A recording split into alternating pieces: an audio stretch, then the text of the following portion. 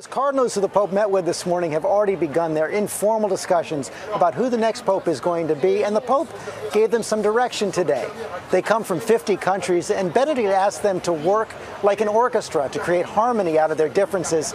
ABC's David Wright is here with us, and David, the Pope also made clear that once he steps down, there will be only one Pope. An important point to make, because at the end of this day, for the first time since the Middle Ages, we will have a Pope and an ex-Pope. Previous popes may well have said their goodbyes to the Cardinals, but if they did so, it was on their deathbeds. Benedict is very much alive.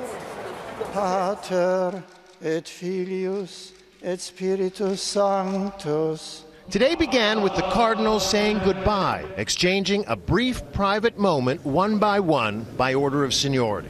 The venue, the Sala Clementina, Clementine Hall at the Apostolic Palace, the same ornate room where dead popes lie in state, most recently Pope John Paul, before the body is moved across St. Peter's Square to the Basilica.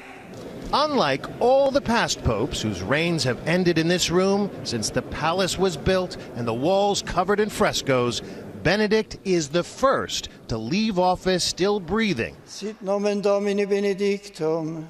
like a king attending his own funeral.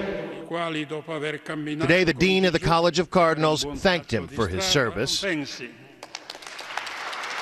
Benedict stood up and embraced him.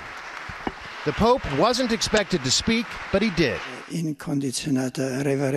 saying, "Among you is also the future Pope, to whom I pledge my unconditional reverence and obedience."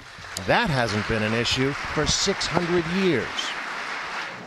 Today, Vatican cameras will follow Benedict's departure minute by minute. 19 cameras documenting his trip live. Every angle covered from his final wave at St. Peter's.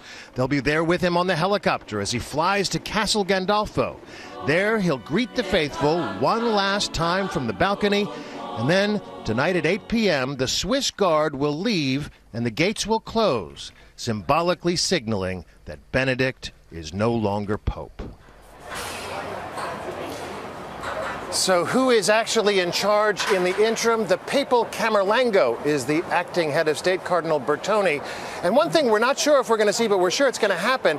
The Camerlengo will take the Pope's ring, his fisherman's ring, and deface it. That's officially the Pope's signet. And according to the Apostolic Constitution, the Pope has to give it up because they wouldn't want anybody forging his signet on a document.